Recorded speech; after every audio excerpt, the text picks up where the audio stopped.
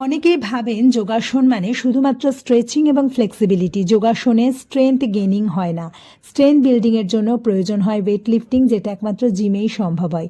আসলে অ্যাডভান্স পশ্চারের এমন কতগুলো আসন আছে যা আমাদের স্ট্রেংথ বিল্ড করতে হেল্প তো করেই, তার সঙ্গে ব্যালেন্স এবং ফ্লেক্সিবিলিটিও ইমপ্রুভ করতে সাহায্য করে। তবে এই সমস্ত আসনগুলো পারফেক্টলি করার জন্য প্রাথমিক পর্যায়ে আমাদের দরকার হয় কতগুলো ড্রিল, যা আমাদেরকে স্ট্রেংথ গেইন করতে সাহায্য করে। আজকের ভিডিওতে শেয়ার করছি এরকমই কয়েকটি ড্রিল। তো প্রথমে আমরা বেয়ার পোজ হোল্ড করব। টেবিল টপে এসে পায়ের পাতাকে টাক করে আমরা হাঁটুকে ম্যাটের ওপর থেকে 2 ইঞ্চি লিফট করব। নর্মাল ব্রিদিংয়ে এই পশ্চার আমরা হোল্ড করব যতক্ষণ পারবো ততক্ষণ।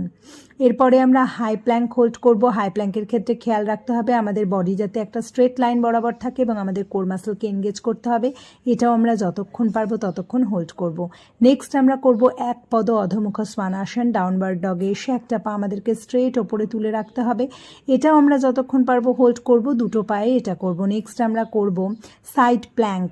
সাইড প্ল্যাঙ্কও আমাদের স্ট্রেংথ বিল্ডিং করতে ভীষণভাবে হেল্প করে। সাইড প্ল্যাঙ্কও আমরা দুই দিকে করব এবং যতক্ষণ আমাদের পসিবল ততক্ষণ হোল্ড করব। ভুজঙ্গাসন ভীষণ কমন একটা আসন, কিন্তু স্ট্রেংথ বিল্ডিংয়ে ভীষণভাবে হেল্প করে। এই সমস্ত আসনে নিয়মিত অভ্যাস আমাদের স্ট্রেংথ গেইন করতে অনেক হেল্প করবে।